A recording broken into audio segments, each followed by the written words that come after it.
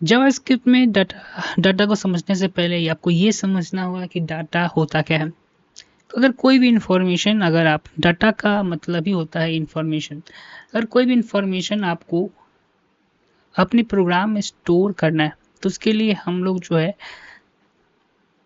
Variable declare करते हैं। लेकिन वेरिएबल में किस तरीके का डाटा है ये हमें डाटा टाइप बताता है।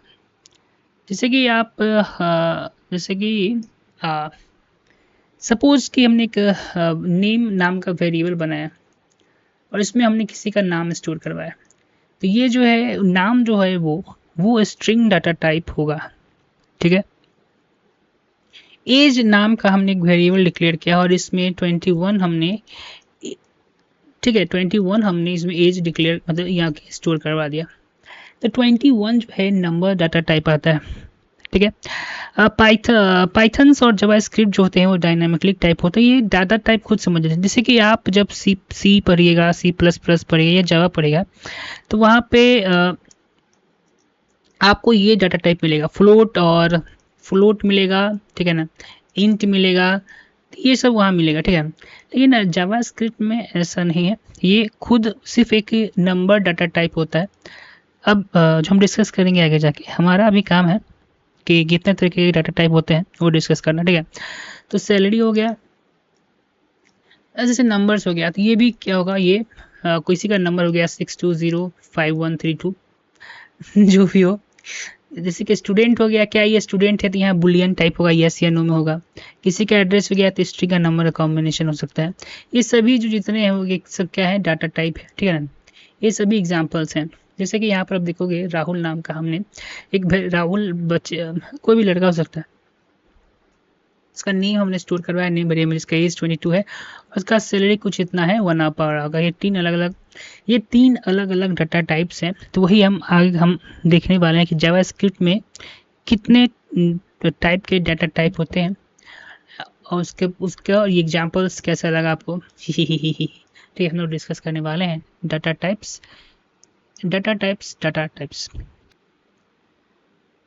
अब जावास्क्रिप्ट में दो कैटेगरीज में डाटा को बांट दिया गया है। ठीक है, थोड़ा चमकीला पेन। जावास्क्रिप्ट में टोटल जो है 2 कैटेगरी में डाटा को बांट दिया गया है।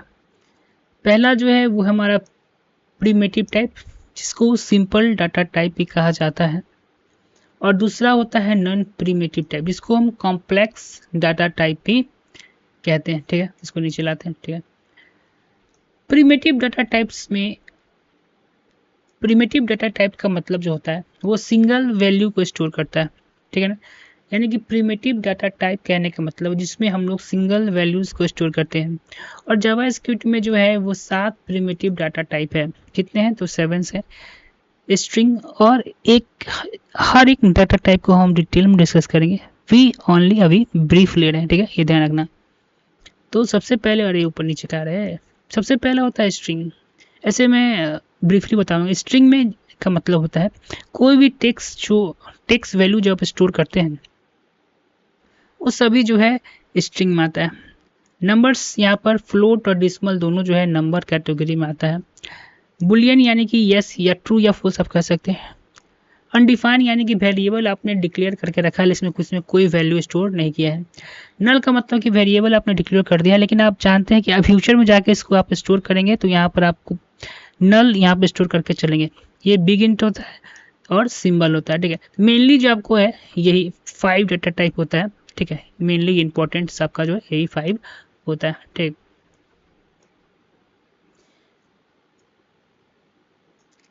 ठीक है,